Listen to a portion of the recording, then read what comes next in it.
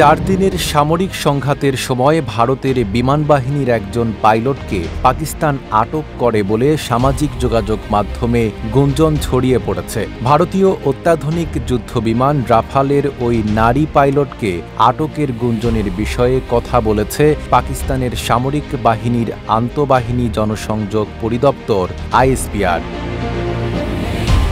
পাকিস্তানের আইএসপিআরের মহাপরিচালক lieutenant general Ahmed শরীফ চৌধুরী বলেছেন, প্রতিবেশী ভারতের বিরুদ্ধে নতুন লড়াইয়ের সময় পাকিস্তান ভারতীয় কোনো পাইলটকে আটক করেনি। ভারতে পাকিস্তানের পাল্টা হামলার পর থেকে সামাজিক যোগাযোগ মাধ্যমে ভারতীয় পাইলটকে আটকের বিষয়ে বিভিন্ন ধরনের গুঞ্জন ও একাধিক ভিডিও ছড়িয়ে পড়েছে।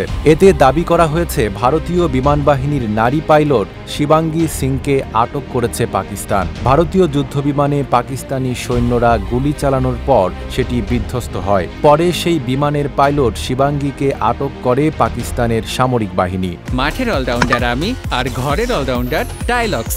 টাইলক্স টয়লেট ক্লিনার, ক্লিন মানেই টাইলক্স। তবে গণমাধ্যমের সঙ্গে আলাপকালে পাকিস্তানের সশস্ত্র বাহিনীর মুখপাত্র আহমেদ শরীফ চৌধুরীর কাছে এই বিষয়ে প্রশ্ন করা হয়। এ সময় এক সাংবাদিক তার কাছে জানতে চান ভারতীয় কোনো পাইলট পাকিস্তানের হেফাজতে আছে কিনা এবং যদি থাকেন তাহলে তাকে ফেরত পাঠানো হবে কিনা।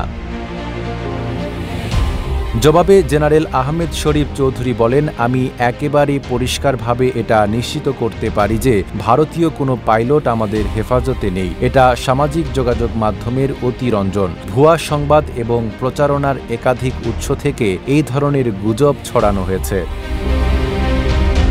পাকিস্তানে ভারতীয় পাইলটের আটকের বিষয়টিকে ভুয়া বলে উড়িয়ে দিয়েছে ভারতের ক্ষমতাসীন বিজেপি সরকার। একই সঙ্গে দেশটির জনগণকে অপতথ্য বিশ্বাস না করার আহ্বান জানিয়েছে দেশটি।